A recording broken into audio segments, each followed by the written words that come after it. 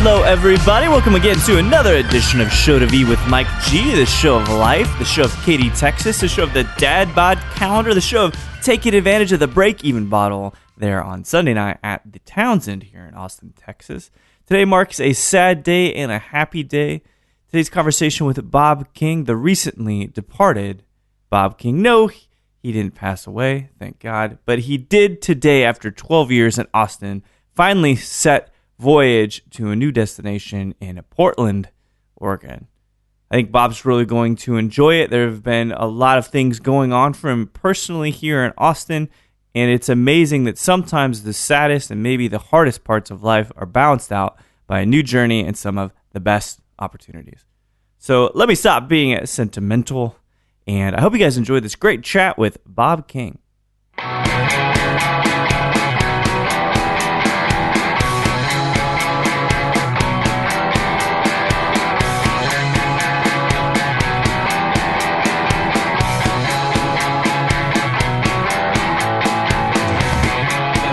Overall, I think all of us. Yeah. Like there's enough money here. How long? It's not. I've been here for 12 years. 12? Yeah. Yeah. We're about the same then. Okay. I moved here in 03 and a half, 04. 03 and a half, I think is the official. Yeah. After college. Yeah. What's your impression of Austin now versus then? Do you kind of think it's... I like it more now. Yeah. Yeah, I like the change. I like it getting like less Austin-y. Yeah. Because I feel like I didn't have to move to have a bigger city experience. Yeah, that's a good point. Like I feel like I'm getting the things. What does old Austin mean to you? Like what is that? What's that phrase? That's not old Austin. It's old-ish. It's old-ish Austin. It's old. It's like right in the middle. Yeah. You know? Everyone that's lived here for 10 years or over thinks they're like they have a version of old Austin. You don't. You got like you have that you were young. Yeah. And lived in Austin. You don't know the Black Cat? Well, fuck you. You haven't lived in Austin. See, right? I didn't even go to the Black Cat. See, I didn't either, but because it burned down when I got here. See, I turned 21 and I'm 30. And I had 2005, 6. Yeah. So yeah. That's crazy. Not that I wasn't like drinking and shit, but I wasn't like going out. Does that ever bug you? Like oh man. All right. So just briefly. Sure. People that have been in Austin about 3 to 4 years and they're like, don't tarnish my Austin. Oh yeah. Yeah. What the fuck is that? Yeah. Like, some people do. I know, but is it because we're just like xenophobes, where we don't want anybody else kind of getting into our cool thing? We live in a boutique culture. We expect it to be like all tailored to us. We expect what we want to be, what we get. Right. Like it's like you got me an Uber over here. Sure. And the guy's playing this just like terrible like top 40 club like right low pass filter ride shit. Like, see. I love that you know that because that is exactly what it is. Yeah. Yeah. But I know a lot of people, put headphones in or like, listen to other things in that situation. I've always been kind of opposite of that. Like I would rather engage in my surroundings even if they really annoy the hell out of me. Yeah, absolutely. Than just like shut them off because I feel like you gain more from external influence, even when you don't choose it, almost more especially when you don't choose it. Absolutely, yeah. Than being like, well, I don't want to listen to this. I want to listen to like the Shaky Graves first Aphex Twin album. Yeah, whatever. Okay. Right? All right. Like, we went different directions, but I certainly get it. Yeah. Yeah. But it's a matter of being comfortable or not being uncomfortable or being uncomfortable, because there's something about like traveling is the perfect example, I think. The prototypical example of when you really learn and you evolve is that you go to a place you've never been. I was just out of the country for the first time, basically in my life. Yeah. What the fuck? September. Where'd you go? Mexico. Not even that far. Where'd you go in Mexico? Tulum? Yeah. Isn't that nicer? No, it's like pretty undeveloped. Is it really? Yeah. I've never been, so I don't know. I've only been to Oaxaca. You fly into Cancun, and then we drove It's about an hour and a half, 2-hour drive south. Yeah. Just due south. And you end up in this little beach town. There's like a strip that's kind of like in town, and then you go down, and there's a strip that's on the beach. Oh, man. Was that where Adam Bryan is right now? I think he was down there recently. I've heard some rumors, like Carmen Sandiego kind of stuff. Like, where in the world is Adam Bryan? Yeah. We'll have to figure that out. But there's bound to be the things that were uncomfortable about it made you thrive in some sense, I imagine. Well, it totally took me out of my comfort zone. Like, I hadn't been out of even the city in like a few years over some legal issues that I had that kept me from going out of the city without. When you punch a congressman, Bob, you gotta kind of like keep it cool. It was it was sort of like punching a congressman, I guess. Sure. The technical charge was obstruction of a highway. See, but that's good. Yes. What else are you gonna obstruct? If not a highway, a thoroughfare, passage, a parkway. Yeah, a parkway, a boulevard. You could obstruct a boulevard. That's right. Those are all good avenues to obstruct. But but that's bound to make you have an appreciation for things in a different way, like being uncomfortable, being in a spot you've never been, right? It took me like 2 days to even like understand that I was on vacation because I was just coming straight. Like I came straight off of doing Townsend I started there in March. Mm-hmm. We didn't open until July. I was there. I'm there quite a bit, and then leading up to it, I was like, we were going to get married. Yeah. We were then going to go on honeymoon and then be back, and it was like a 9 or 10 day trip total. That's it. It was like a super whirlwind. Yeah, it was a whole lot of tons of being out of the country first time. Do you get sick? I get sick sometimes. I mean, my stomach started hurting, but I think that was because like I didn't exercise very much caution being in Mexico. I don't think like water out of a well. Sure, do it. No, sure, yeah, probably not. I don't know. So Becca's like very much more adventurous than I am. Yeah. I'm like kind of like I wish I was a little more outdoorsy. I'm just not. It just doesn't do it for me. So she was like, "We gotta go swimming." I'm like, "There's a ton of seaweed in the ocean." I don't want it to touch my foot. It's so slimy. Right.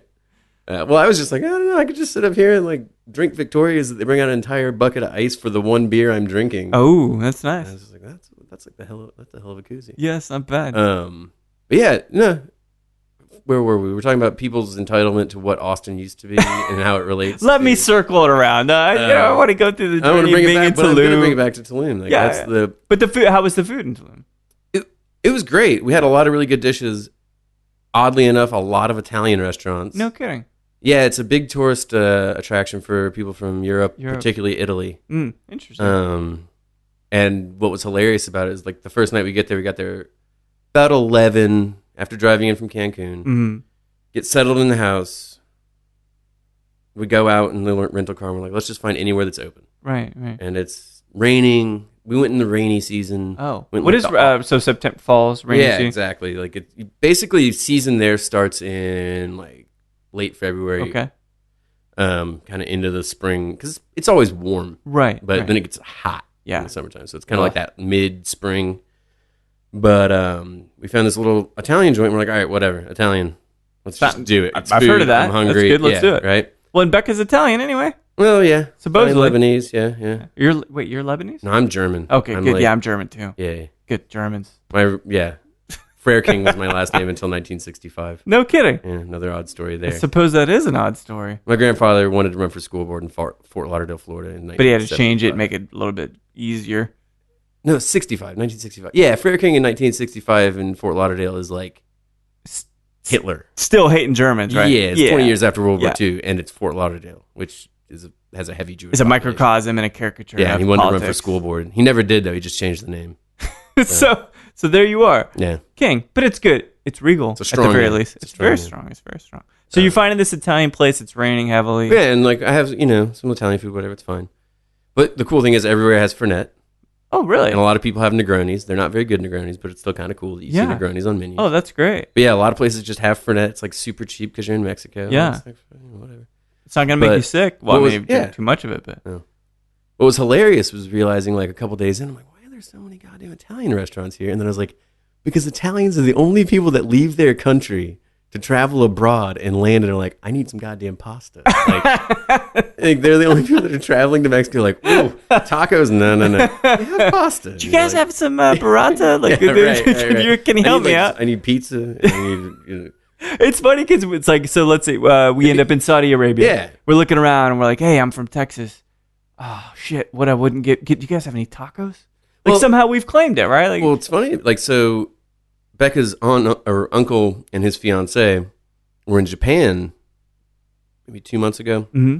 I went to Tokyo with her daughter, and they asked some locals, like, there was this long line for a restaurant. Like, oh man, that must be like the best restaurant in the town. Like, why is everyone going? And they're like, oh, it's Shake Shack. Oh it's my amazing. God, are you kidding me? Yeah, so it's just like that funny thing too, where like culture kind of. The burgers over there are way different too. So it's like you kind of crave for it. Right? And I spent like 3 weeks in Asia eating and all. Like, I love ramen, I love noodles, but at some point I was like, something's got to fucking give. I have to get a burger, and I'm not that kind of guy. But there's something about America. God bless it, that it's just fucking diverse enough to give you what you need. Last night we were leaving Mexico. We drove back to Cancun because we didn't want to have to.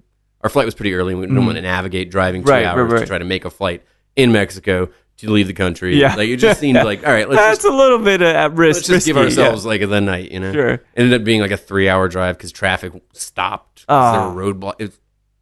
So we were very glad that we went to the Marriott Cancun airport. Yeah. Sounds lovely. Regal as it was. They had a hot tub, which was great. Got to go sit in that and like relax a little bit.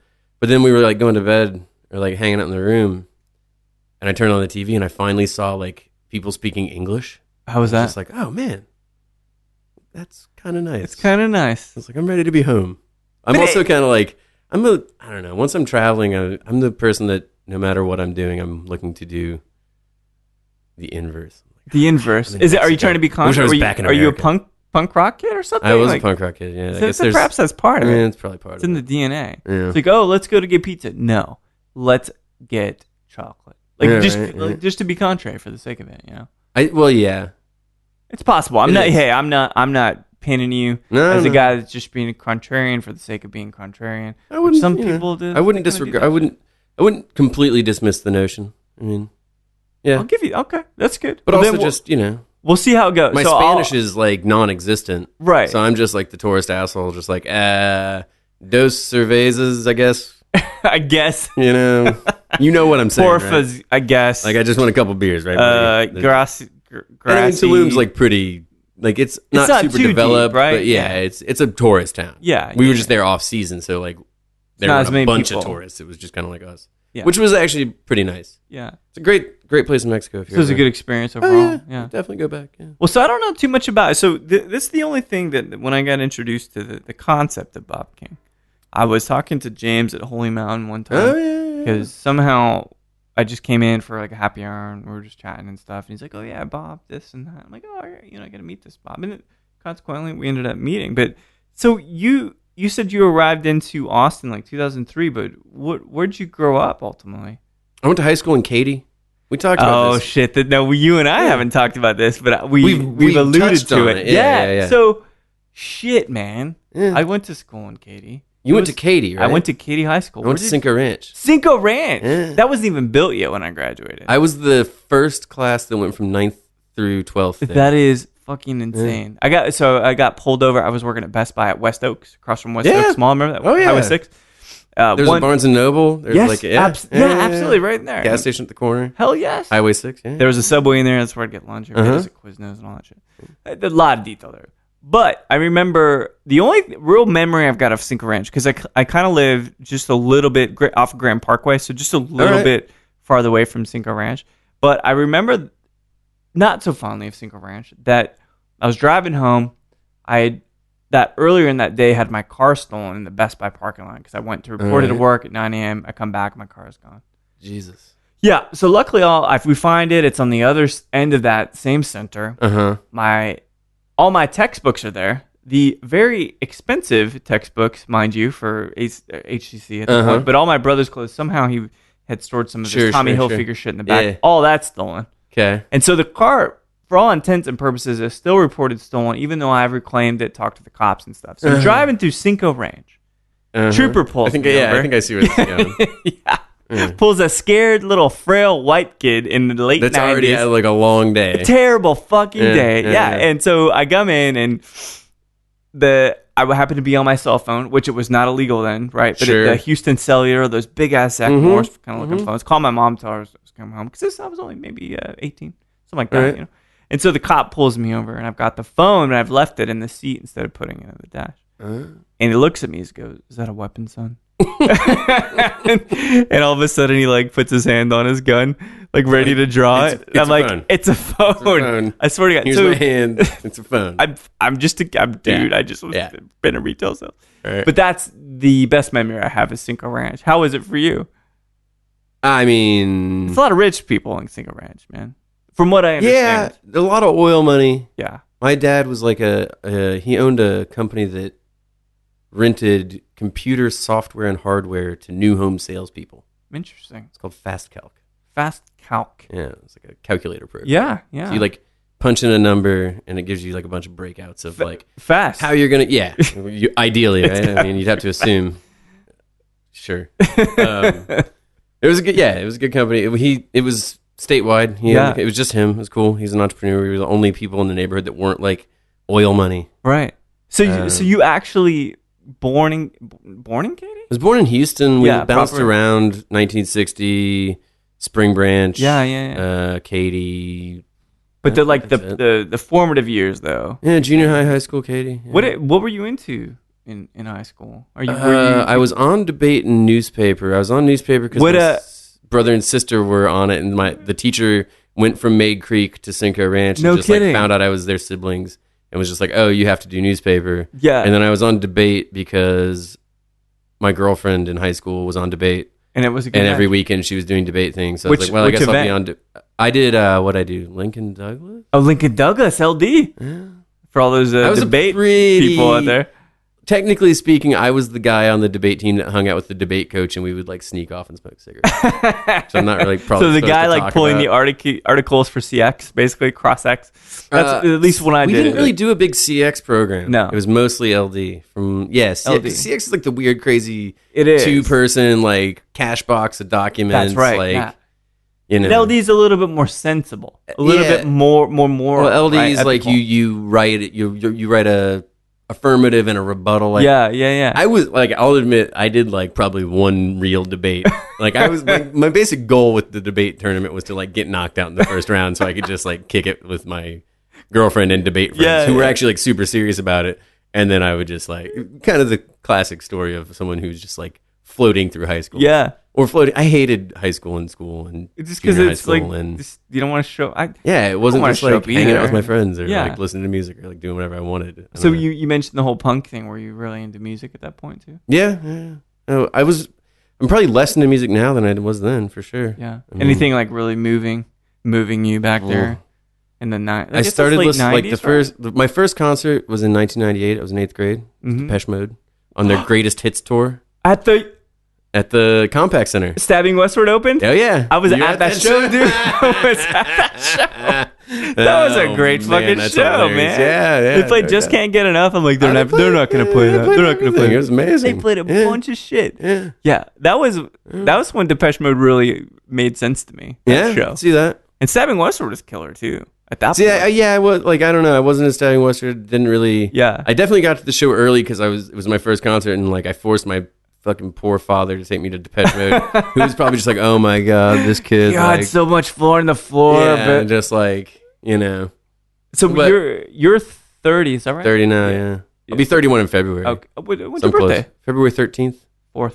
Oh wow! So I'm gonna be 36. You're gonna be 2 Aquarians 31. from Katy. Jesus, that we're both at the Depeche Mode show at the Compact. Well, is that really a big surprise? Two emotive air signs are at a fucking Depeche Mode show. Yeah, reliving the halcyon days. That's brilliant. That was one of the first real big shows I was at. I mean, I didn't go to a show after that until I was like 19 or 20. Really? It was like that, and then I just fucking do something else. Well, I mean, no, I don't know.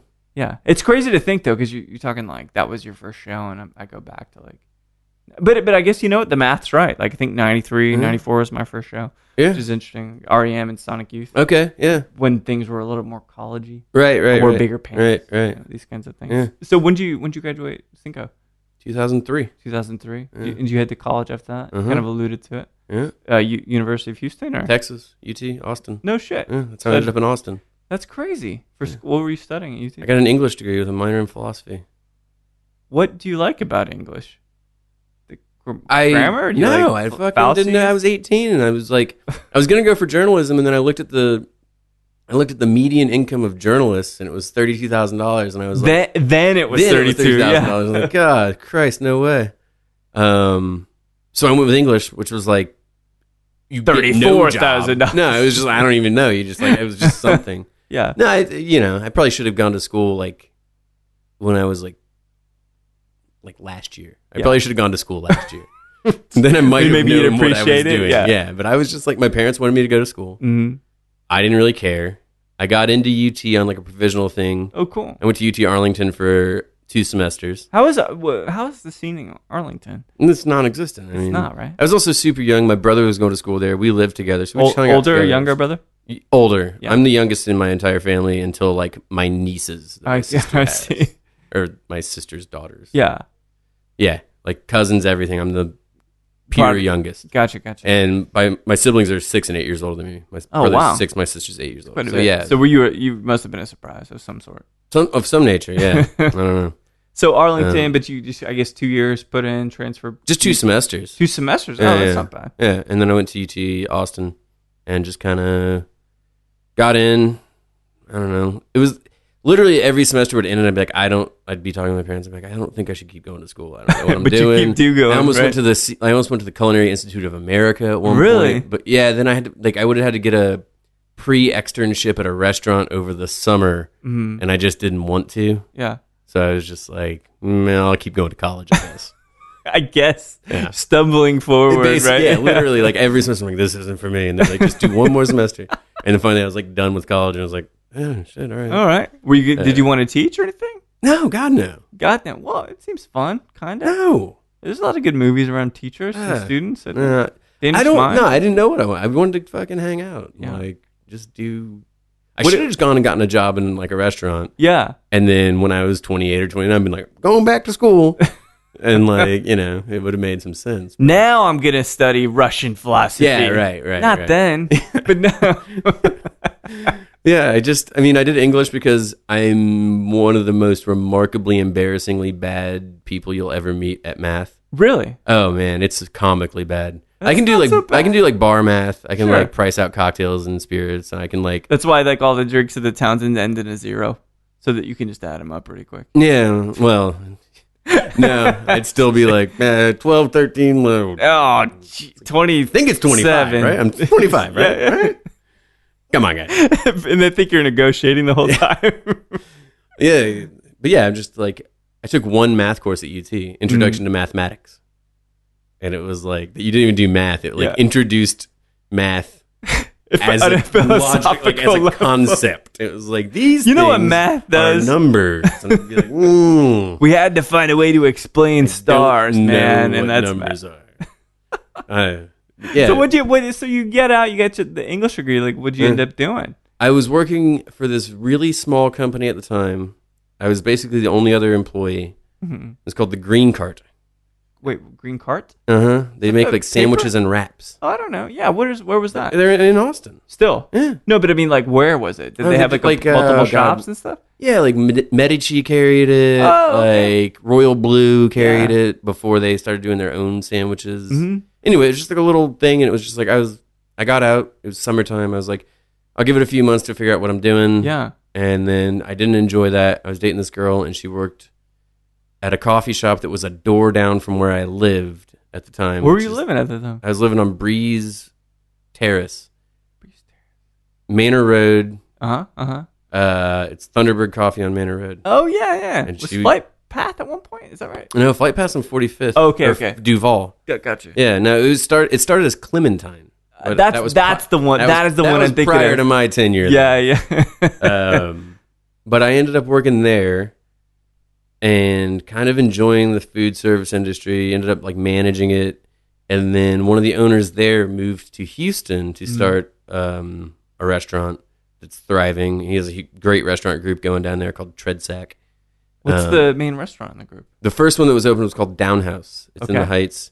They just opened a place called Foreign Correspondence and another place called Hunky Dory. Hunky Dory, yeah, I've been reading about Bernadine's, these places. I think. D&T Drive-In. They're doing super well. Yeah. I actually moved down there maybe 5 or 6 years. I can't exactly remember. But you're like, so this passion of food, or at least the momentum of food, has taken you down there. Yeah, well, and I mean, growing up, I wanted to be like a chef. Yeah, you mentioned. Yeah, I wanted to go to culinary school. But where'd that come from? It's like your mom cooked? Yeah, your dad cooked? yeah, my mom cooked. Yeah, she cooked every day. Oh, really? Yeah, we'd go to the grocery store and she'd like cook dinner. And since I was the youngest, I would just invariably, like, my brother and sister would be off doing things with like their like friends. Yeah, and I was like this weird. I don't want to know what leaks are, Mom. Just 10 or 11-year-old kind of punk kid. Yeah. Like, but like still not able to like actually express that feeling. Right. So I hated living in the suburbs, and I hated not hated, but it was just not where I knew that's not where I was going to be. Yeah, you know, you're a man of the people. Don't be in the suburbs. Well, I mean, yeah, I don't know. It was just so. I mean, I don't know. I just knew that wasn't. But did that feel? But then I didn't even go very far. I just stuck around in Austin. No, but that feeling being in the kitchen with your mom, maybe she had you do prep and stuff. Oh yeah, no, she taught me how to cook. She taught me how to make gin and tonics. Oh, wow. When I was like 9 or 10. That's amazing. Yeah. Yeah, that's definitely where like that love of, and like to this day, like I cook. Every night off I cook. Yeah, it's like I didn't know that. Oh yeah. What do you like to cook? Or is that the right question to ask, or is there? No. I give myself little like, seasonally, I'll give myself like a dish that I really want to like dial in. This winter it's been beef bourguignon. Oh, that's a good one. I've been doing the Thomas Keller Bouchon. Yeah. Beef bourguignon. It's like a huge reduction of it. Nice and rich, red wine reduction, right? Well, yeah, you reduce vegetables and red wine, then you discard the vegetables, and then you build back up a stock of vegetables, add beef, and then you discard those vegetables. Oh man. Just subsequently keep condensing. You cook other vegetables that are your garnish. It's a process. Right? Yeah. Like a basic mirepoix with like some stuff added. Gotcha. Thyme, but just sage, ultra tender bay leaf. Beef. Oh, bay leaf. Thyme. That's good. Yeah, I didn't realize you took to cooking so much. Oh yeah. So how long were you in Houston then doing that? 23 days. 23 days. Not even a full pace cycle, Bob. Well, that was my logic. Yeah. So I got down there for a job, and like it didn't pan out. It didn't turn out to be exactly what I thought it was going to be. And I was like, you know what? I could do the thing where you're like, you know what? I'm going to tough this out, and it'll like change my character, and I'm going to like learn, and I was like, or it's been like 3 weeks. I could totally just move back to Austin, cut my losses and go back up. Know when to fold them. Exactly. Right? Like no, like it won't really be like I even left. It's like I went on like a decent vacation. Like, I think he was like living on a couch for a couple days, and he came back. No, my dumbass. Like I was so committed to it at the beginning. I was pretty young, 25. I think, verging on 26, and I was like, no, I'm gonna like get. I had this amazing apartment in the Heights. It had like redwood floors from the 1920s. Oh man, 14-foot ceilings with glass, like old glass windows, floor to ceiling. Right. Giant, like it was like so it's beautiful. $695 a month. That's it. It was nothing. How many square feet was that thing? It was huge. Like in the Heights. Yeah. It was part of a who triplex. Did you kill? Interestingly enough, one of the people that was working at Downhouse, where I was going to get a job, had been living in this tiny unit. It was a triplex. Yeah. So one unit's tiny. The one I ended up moving into was huge, and then there was another like medium-sized one that was occupied. Okay, yeah. And so the landlord was showing me the tiny place that was vacant, and I was like, yeah, it seems all right. It's a little small, but I think it should be fine. Like I'll adapt. Right. And he's like, for $75 more a month, I have this other unit, and I was like, $75 and bucks? I mean, he's like, sure. I was like, I mean, I like this place. So he's like, I think you should probably check out the other unit first. And I was like, this is also predicated upon like an expectation of a certain level of salary and money I was planning on making, which turned out to not be exactly what it was, which is why I ended up leaving. But so I see the new place, I'm like, oh, I got to do this, So I like first month, last month, that month, and then like 2 weeks, and I'm like, hey, so I think I'm moving back to Austin. He just kept my deposit in my first and last month. No hard feelings. Yeah, it's still like $2,000, but that's a lot for you. Not for it was a lot for me. Yeah, Good deal I for moved him. with I moved with like $7,000 down there, and I came back to Austin with $100 in my pocket. God damn. And a $200 car payment. It was like, well, so a negative 100. Yeah, it was like, I gotta like start uphill. Working. And going back to James at Holy Mountain, at that time it was Beauty Bar. Yes. And he knew I was coming back to town. He's like, hey man, if I can help you out, I got bar back shifts. How did you? He and I worked together at Thunderbird on Manor. No shit. Yeah, that's how we know each other. No kidding. Yeah. Okay. And he grew up in like the A-Leaf, Katy, area too. I want to get him on. Yeah. He's going to be down in January. Good. Okay. You should holler at him. He's up in Wisconsin or Minnesota? Yeah, Minneapolis, Minnesota, right? Yeah, Minnesota, yeah. But it's like on the border, right? It's like Minneapolis, St. Paul are like, something. I have no some real cold ass spot. Yeah. So you came back. So he gave me a barback job there. I worked the door at Shangri-La for like 4 shifts, and then weaseled my way back into Thunderbird for like 6 months. And then my buddy Adam Reagan, who was working at the Eastside Showroom, was like, "Man, you can't keep doing this like coffee beer thing. Like, step it up." Because that's what I moved to Houston to like work in the bar and do like craft. Did you actually ever get to do it in Houston? No. I mean, I was like, no. You intended on it. That was the intention, and then I got there, and it was just like this whole other thing that is what it is. I don't want to rehash through it. But yeah, so I got back, and Adam got me a job prepping at the bar at Showroom, and within like a year and a half, I was the bar manager at Showroom. No shit. Yeah, did that for a year and a quarter, year and a half. Yeah. And then what was the moment in which you realized that you'd be good behind the bar? Because you're doing prep. I mean, it's an interesting trajectory to end up behind the bar. Like, I don't know. But you get food, right? Which means you get ingredients, in my experience. Right. I mean, I that stuff comes more intuitive to me than like service does. Right. Because I'm, in a weird way, like I am very much bar front of house. But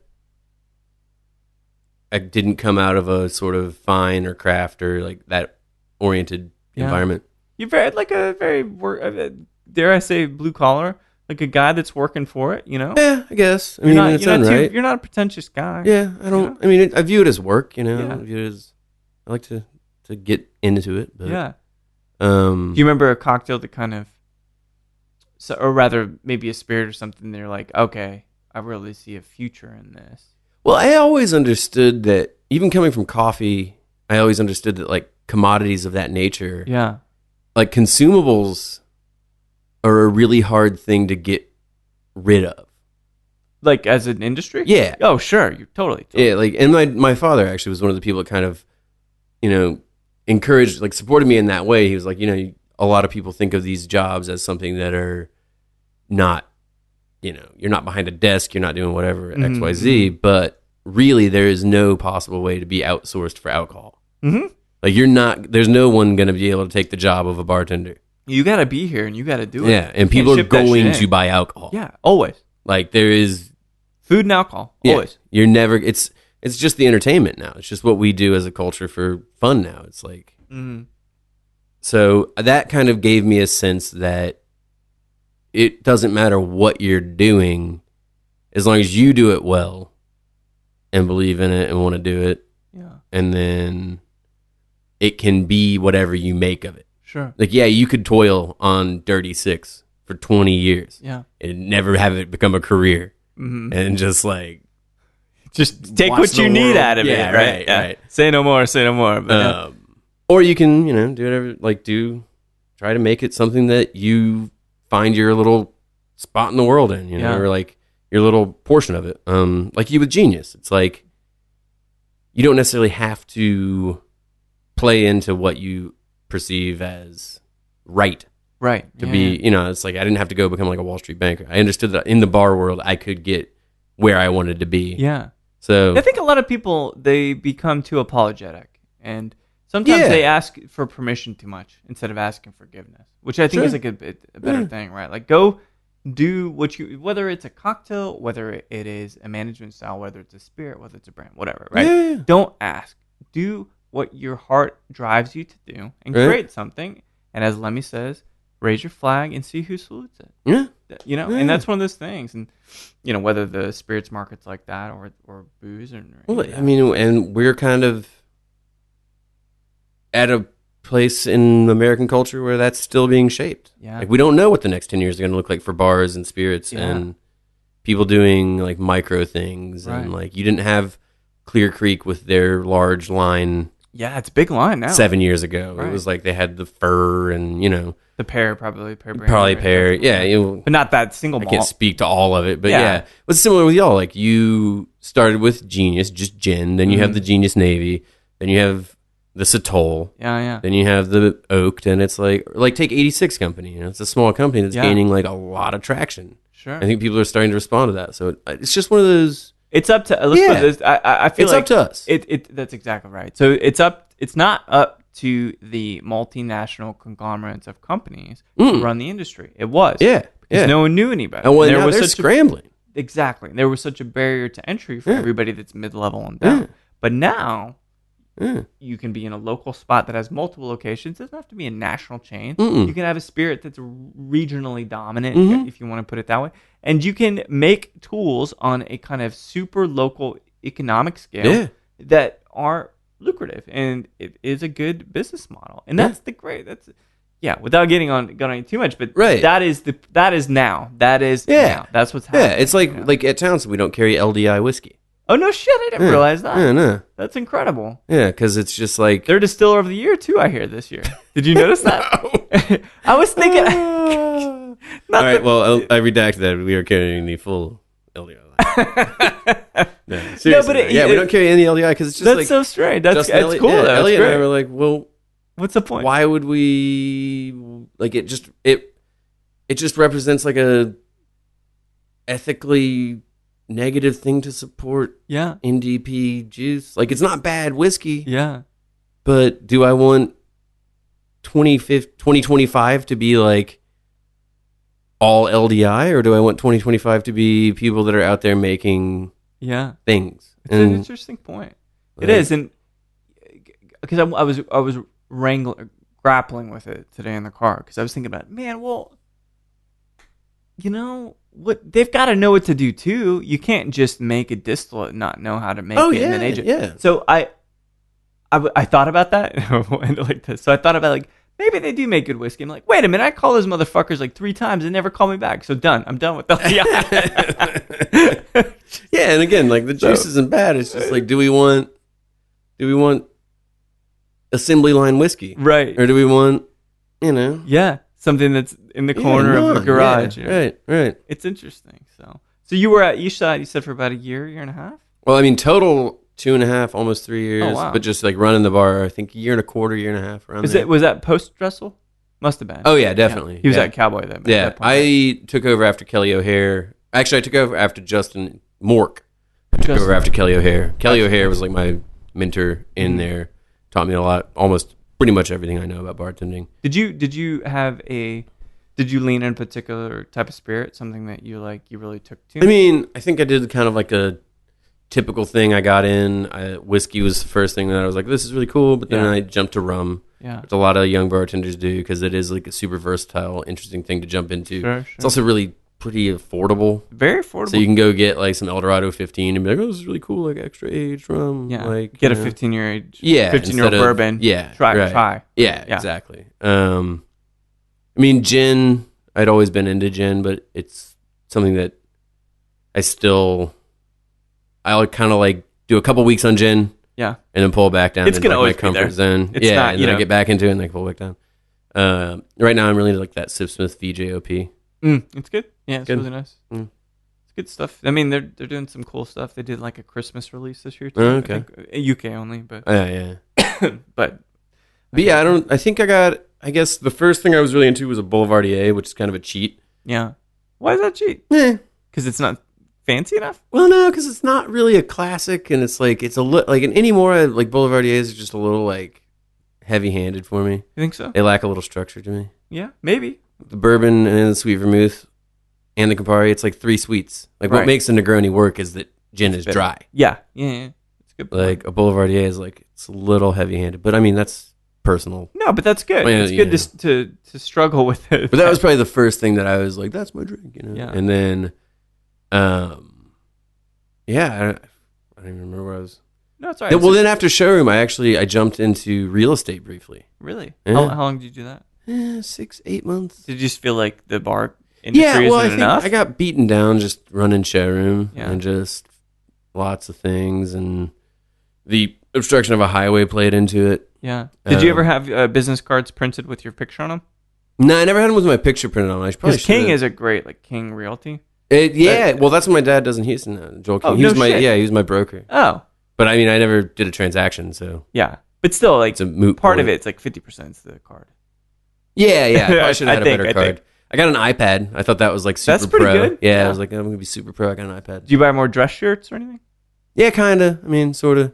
Did you just find out, like, I don't want to be this guy? Was it just I wasn't that good at it, and it's super competitive in Austin, and I couldn't convince, like, I'd go look at houses with clients and be like, this is like so overpriced, and it's going to need so much work, and you have to buy it like right now. Yeah.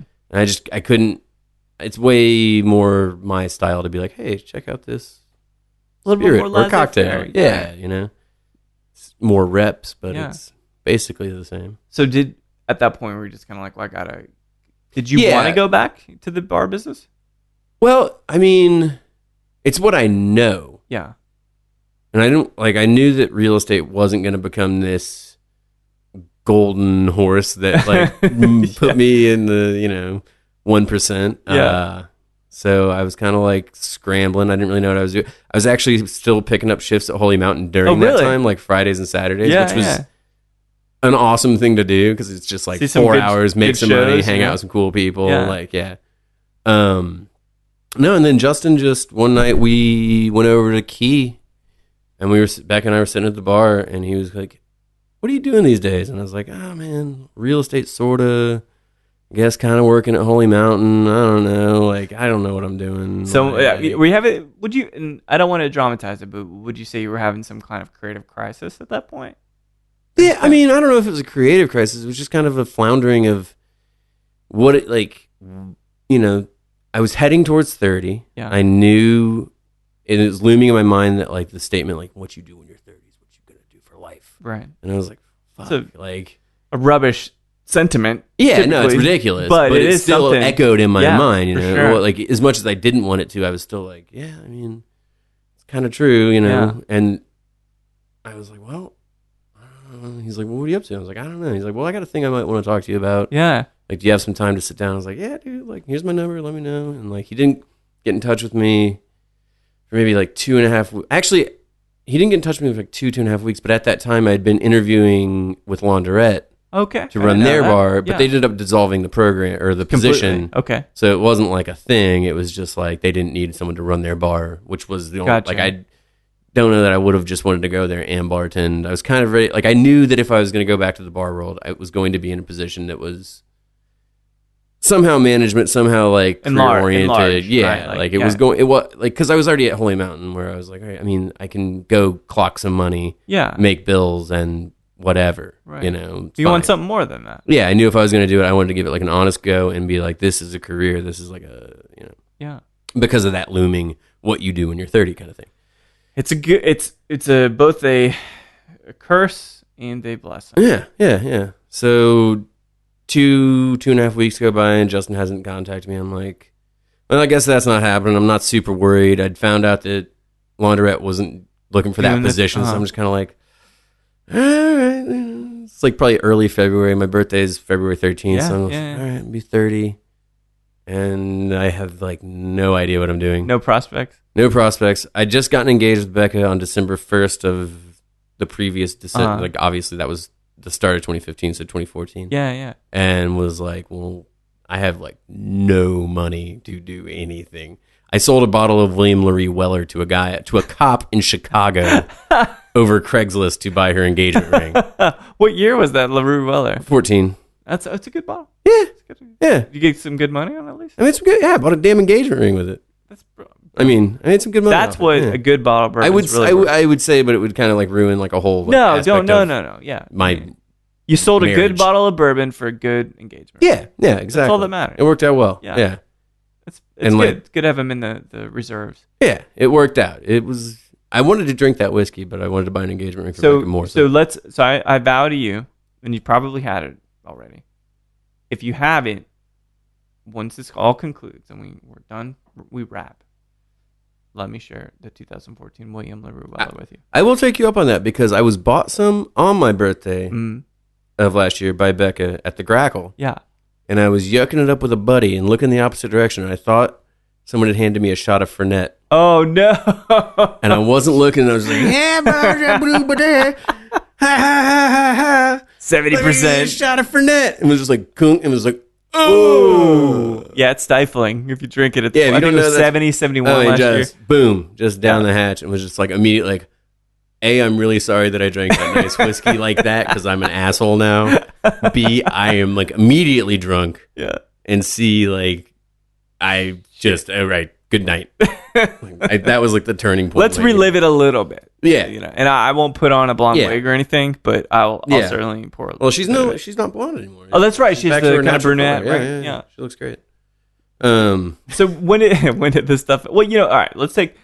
I'm gonna take a breath. So engagement ring, William LaRue. Yeah, no. So, but let's talk about the Calvados for a second. Oh yeah. So there's this rack, right? The home rack I've got downstairs, and I always ask my guests, pick something that you want. Some people are agave-ophiles, some people are bourbon-ophiles, if you will, and some people, including Josh Loving, for example, go to the Calvados.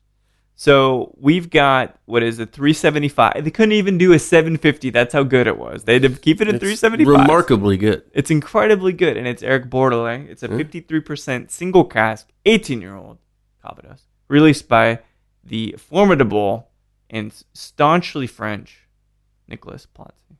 And he is a man I'm starting to admire more and more, and hopefully we're going to work together here. Have you had their grain and malt? His grain and malt whiskeys? Yeah. Right. And I had, he had a rum as well, a single rum. Yeah, the Navazos, was it? No, sorry. I'm getting distracted. No, he's got so much stuff. It's all brilliant. So this is an 18-year-old fucking Calvados. I've never seen one on the market even. I tried a Le Morton when I was in California one time, and this is still exceptionally better. Oh, yeah. What do you think? It's incredible. It is good, isn't it? Yeah. And I sat at the Roosevelt room and I was sitting next to him, and I was like, "Oh, I heard about this Calvados. I hadn't yet had it." Sure. Because a couple people were withholding my bottle until a later date, and I said, "What do you think about it?" And he's like, "Yeah, it's pretty funky." And he seemed like so lackluster about it. I'm like, "Shit. Well, I mean, I guess I'm excited to drink it, but tasting it, he underplayed that whole thing. He just over-delivered on the whole thing." It's the kind of thing that you don't realize how good it is while you're drinking it. Yeah. You realize how good it is when you taste other Calvados. That's right. Yeah. And you're like, oh, fuck. Yeah. I just had, all right. Now it's ruined for me because I only want the best Calvados. It perhaps is the greatest Calvados I've ever had. And I don't like... I don't like drinking a ton of Calvados. No, but I mean, it's the richest, high proof, 53. That's fucking amazing. So when it drinks like it doesn't drink hot like 53 at all. Yeah. So I'm going to take this like maybe 3 seconds. I don't normally do this, but the nose on this is just fucking. And I just want everybody else to want to drink it that hears this later on. Maybe that's kind of the exhibitionist part of me. I mean, it's like this sounds pedestrian, but it's like a really, really good caramel apple. And it's just. I hate to be that guy who's like, oh, good, barrel-aged apple brandy. You like caramel apples? But I had them at Halloween. It tastes like Halloween. No, it's fucking exceptional. It's like super caramelly, super vanilla. Yeah. But not like an American bourbon where you're like at 18 years, you're like, it's a little old, it's a little woody. It actually brought everything together. Yeah. Nicely. No, that's a perfect age. So when did the Townsend, I was there shortly after you guys opened. Yeah, you and Charlie came in, I remember that. For sure, man. Yeah. And I think you tried Wild Turkey Diamond. Y'all had some the 17-year Tobola Del Maguey, maybe. The Tepestate with them. Tepestate, sure. Not to correct, but I try to keep a pretty clear memory of the stuff I drank. Especially there, the cocktails are exceptional. But can I ask you one question about the break-even bottle? Sure. Just please attribute this to me, even if it's not. You guys had the Iberico break-even bottle night on a Sunday. Yeah, that was. I think that might have been the first. I think it was break-even bottle. Yeah, and I kept breaking in to the bottle, so to speak. Yes, and I felt good about it. Yes. I mean, it was good for me. But I hope that I was the reason you guys had to put a disclosure every week after. 1 drink per. Because that was like 5-6 in. It was a discussion where we were like, you let this motherfucker great at the for bar people drink to come it in all. and get a few pours of it. Yeah. And if it's late and the bottle hasn't been going, and we got half or more left, and someone wants a couple, no deal. Yeah. But on the ones where we know people like Nika 21, we knew like we want people to be able to try. It's more about getting people to try socialize things than letting some. It's like a deal for sure. Yeah. But it's more about like the experience and like getting people to be able to try something. So we want 25 people to be able to try it. Yeah. Now, if it's clear that 10 have tried it, yep, and number 11 wants 2 or 3, it's like all right, fine. But yeah. But if it's like 5:30 and we've been over an hour and a half, we have half a bottle left. It's like no, I'm not going to give you another pour because I'm probably going to have another 15 people that come through that are going to want it. But we also we only promote it through social media, right? And we don't really tell all the guests that come through.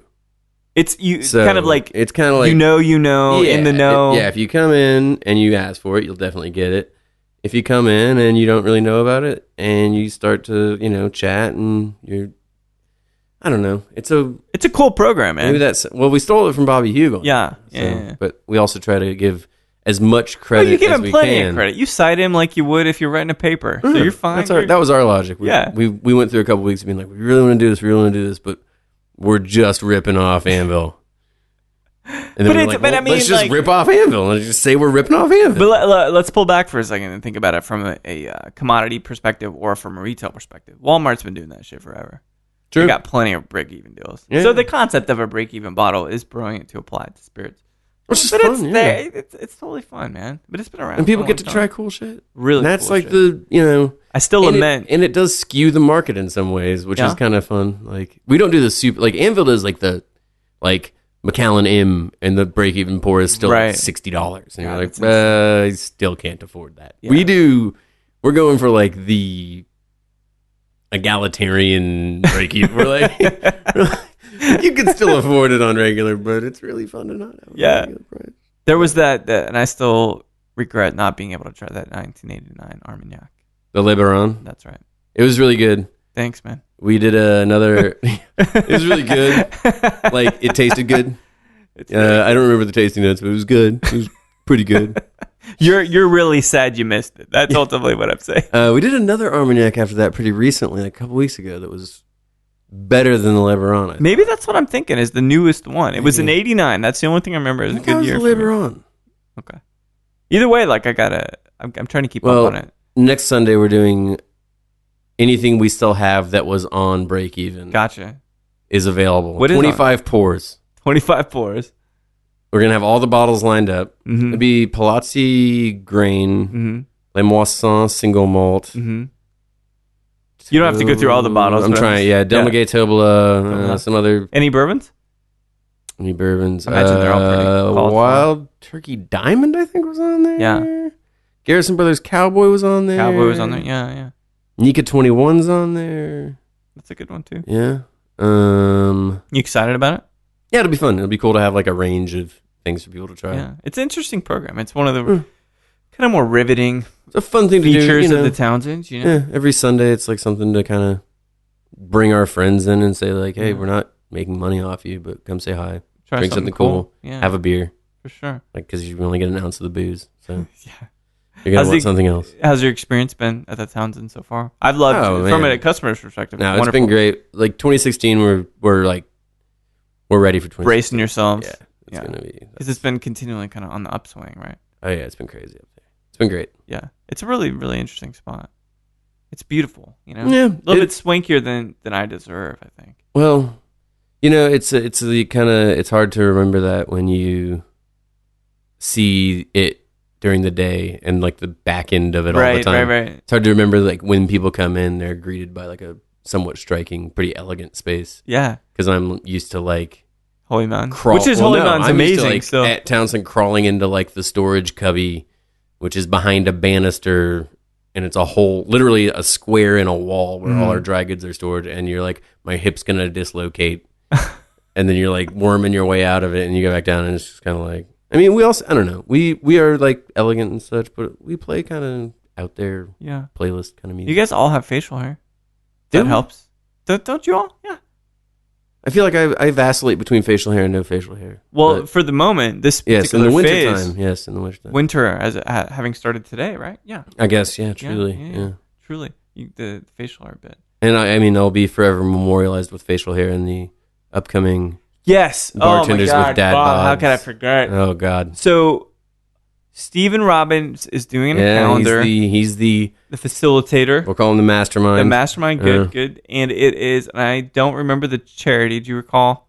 It's something for kids. Sure. So he is having what is ultimately a thread of dad bods. It's a beefcake calendar. A beefcake. Call it what you want, Bob. A beefcake calendar. I've heard Justin use the word dad bods. I've heard Steven use the word dad bods. But striking. Just the epitome of the male form taking on a cover shoot for 12 months for this calendar. It's February to January, so it's a late calendar. Oh, it's late. Okay. It'll be released. We're shooting for a release date of late January for a party. We're gonna have a party. I have some editing to do with that. Yes, you do. I hope so. You're gonna see some pretty compelling photos of me. Compelling. Yeah. Pretty compelling photos of me as a Cupid. I'll just put it this way: if there are any testicles leaking out, I'm gonna just squash them. No testicles. It is me in boxer briefs on a green screen. Okay. Looking like a fat Cupid baby. I'm like, I'm not jealous of your upcoming post-production job. I don't know if I'm. That being said, there were like the production of the pre-production was remarkably gross as well. Yes, so it's gritty. I did get to walk up to Justin Elliott in the bar that he's a partner in that I run in my underwear and be like, "Hey, check it out! I'm in the bar in my underwear during the day." Ha! Fire me! Oh wait, you can't. This is for the kids. He also got to send a picture to the Remy Cointreau offices in France and New York of me with I procrastinated on my costume. Okay. I got Cupid because I'm born in February. Mm-hmm. Meaning I will be the first photo that everyone's lucky enough to find. I was going to ask, so I'm Cupid. But the only outfit I could find for it was from a company called Legs Avenue. Legs Avenue, okay. And definitely female-oriented costumes for Halloween time. It was like a sexy Cupid. The wings didn't fit very well. And there's a picture of me like wallowing around on a green screen with a bottle of Metaxa somewhere. Because I also lazily enough, when I had to find my cocktail spirit sponsor, was like, "Hey, Elliot, can I do Metaxa?" And he's like, "Yeah, you got it." I was like, "Thanks." So I need a bottle for my crotch area. So I'm doing a Metaxa hot toddy, which is actually the house toddy at Townsend now. No kidding. Yeah. Who would think it was spawned from love? Oh yeah, no, it's great. Metaxa, orgeat, lemon, Lafroig quarter cask, absinthe, bitters. Oh, that sounds hot water. Quite clearly, nice. Yeah. I'm a big fan of the hot drink. Yeah. So right now, anyway. Well, yeah. I mean, it's hard for me in Texas summers, right? Yeah. But it sounds very, very complex. But yet accessible. Yeah. You know? Well, that's just a little bit of the peated scotch and a little bit of the absinthe. Quarter cask, the two that would, I mean, that's the Lafroig we carry in it's general. A good one. So we were like, well, we're not going to bring in. We kind of ran into an issue with having a bit heavy Isla selection on our scotch shelf. So we were like, let's try to condense that, get some more accessible stuff. Yeah. Well, did you see some of the other pictures? The other poses, if you will? Billy Hankey's looking great. He's got his new puppy, Tim. He's wearing a somewhat decrepit-looking Santa costume. Mike Sanders. In the vein of Silent Night, Deadly Night. Yeah, well, yeah. Yeah.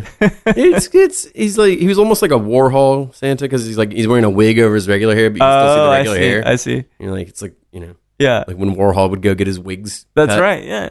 What about Sanders? So Sanders, is he... Mike Sanders was a pilgrim. I guess he was born in November. Yeah. I don't know the exact date. He seemed to be he was wearing a costume he found that was called the Butler. With two T's? Buttler, of course. I mean, I'm not trying to give away too much. No, of don't. The calendar. Yeah. And Justin also shot that day. He was the sexy Uncle Sam. Obviously, his birthday's in, I'm assuming, July, probably around the 4th. Yeah. and then I was fat. The night before I was like, Becca, I'm gonna shave my facial hair and look like Gigi Allen and wear sunglasses. Oh no! And like just don't do the Gigi Allen moves. Well, I wasn't going to, but I just wanted to. And she's like, but no one's like, she's like, no one's gonna see this and be like, you look like Gigi Allen. They're just gonna see this and be like, you look like shit, and like you have bad facial hair. And I was like, it's a pretty compelling. Fair enough. Like I'm not gonna. If it was a little more niche, I think I could pull off Gigi Allen Cupid. Maybe next year when I've got the precedent of it just having been traditional floating Cupid. Yeah. I can get into the more like nuanced what kind of Cupid I am. Bob, you can keep your pants on. It's fine. You don't have to do that. Well, I think I'm pretty committed to the no pants, no shirt Cupid. I mean, that's pretty much a given at this point. It's not bad. Well, if you see Cupids, they aren't wearing anything. They just got like a loincloth floating or like a cloud floating. They're not like dressed. No. Their modesty is covered it's like for the moment. They flew through a toilet toilet paper meadow. Yeah, Steven Robbins and I had a long conversation about how way to mock up a wearable cloud, but we ran out of time, and thusly, using the wonderful Mike G's Photoshop skills, this calendar is coming to some sort of fruition. We'll see. I won't try to, if anybody wants, some tucking, some slimming up. No. Don't do any slimming up. Or bloating. If anybody wants some bloating. If anything, just do like the camera 20 pounds. Because that's what clearly everyone involved in this project needs is like some extra aging, some heavier weight. I mean, yeah, for what it's worth, you do that and then you walk out. You're like, I'm not eating any more sandwiches. I'm like, no more sandwiches. Never having a Dr. Pepper again. Yeah, but it's a humbling moment. I can't wait to see the count. Well. I probably can wait to see these raw photos and stuff. It's amusing, I'm assuming. Yeah. The photo that we settled on for me, I don't know if proud is the word, but... humbling? Satisfied? Satisfied, that's good. You can't ask for more than that. I mean, I think we're going for kind of a tongue-in-cheek... Right. Kind of... We know it's gross. Yeah. I not having seen the photos yet, I can't attest to it. So I'm going to presume it is in the utmost respect of artwork and photography. But that first picture, I'm sure, is going to change all that for me when I have to go and add something. Yeah. It's using a Metaxa bottle as a arrow on a. Oh, that's good. Sexy, that's but yeah, we got a little more creative after the first couple shots. Yeah. After I had to be on a table for a minute, and the tables were wobbly. And I thought I was going to fall to like injure myself, and that wasn't very comfortable. Then I got on basically like a low stool and put one. You got on anyway. I don't want to spoil this. Yeah, no. Let's the viewers at large. There are plenty of spoilers coming up. The 2016 Austin men who make drinks with dad bods. I believe is what it's technically. That's a good one. That's a long Twitter handle, but I think you could do it. No, men who make drinks but also have. It's multifaceted. Also have dad bods. Any of it parenthetical, or is it all just one sentence? I think it's just one long run-on sentence. It's pretty good. Yeah. Printing costs might be expensive, but that's a pretty good, very comprehensive description of the calendar. I figure we'll start with like a limited run, see what the demand is. Yeah. So far, demand seems pretty good. Pretty high. Sure. Yeah, I think people just want to be able to embarrass us. Although we've voluntarily done it, and it's for the kids, Yeah. No, it's no better reason to do it. I think that's the tie-in with the dad bods. Yeah. I don't earn it, honestly. I don't have a kid. A few of them in there have kids. Sure. Hankey's holding his new puppy. Yeah, Tim. Another time, Mike. Yes. At some point. Bob, we'll have part two. We'll have the whole group of dad bods, and we'll get real vulnerable. There you go. Yeah, we'll do a 12-person podcast. It's like we're all just talking over each other. What did Bob do to get into dad bod calendar shape? And you'll have a whole regiment. It'll end up on menshealth.com. Yeah, menshealth.com. I don't think is looking to me for any tips. Maybe like a before picture. Yeah. That's probably about it. We'll see. Well, Bob, it's been a pleasure chatting with you, man. And pleasure's all mine. You're a good, down to earth dude, and that is the best part. Like, I don't ever have to worry about you being pretentious fuck about stuff. You're just a normal guy. You want to drink, you want to serve, you want to have a good time. Yeah, pretty much. And I can't wait to see Cupid's arrow, so to speak. Yes. Thanks again, man. Thank you, buddy. Thank you. Well, there we have it. Another great chat, this time with Bob King, formerly of the Townsend, today on a jet plane, leaving on a jet plane to Portland, Oregon. It's great to sit down and chat with Bob. This conversation's, a few months old, but I've gotten to know him a little bit better even after that, and it's really great to see him leaving Austin, as sad as it might be, but I think there's going to be some great opportunities and some great things to do in Portland. So, Bob, best of luck. I hope this finds you well. And thanks again for listening to Show to View with Mike G. So no matter how you're recovering from your wedding this weekend, or what kind of work you have waiting for you in the office on Tuesday, or lastly, what kind of drink you want to buy Bob as he comes back to Austin on that first return, please keep dancing.